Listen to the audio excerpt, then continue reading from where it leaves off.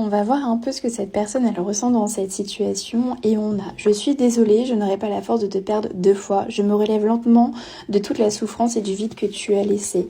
Je n'ai pas été honnête envers toi, je me sens piégée par mes mensonges. Et on va se prendre une troisième carte. J'ai conscience qu'il me faudra du temps pour être la personne à la hauteur de ton amour, mais auras-tu la patience de m'attendre?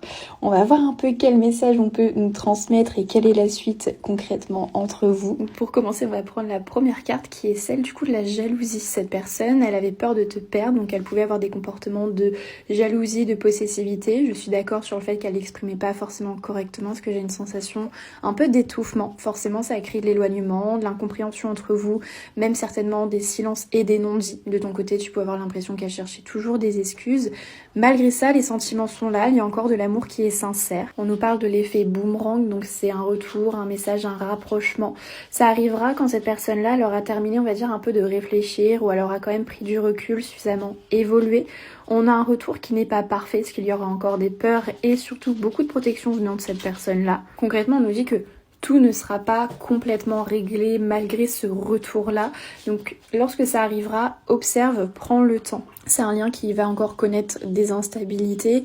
Donc à toi de savoir si c'est quelque chose qui te convient et dans lequel tu peux être épanoui.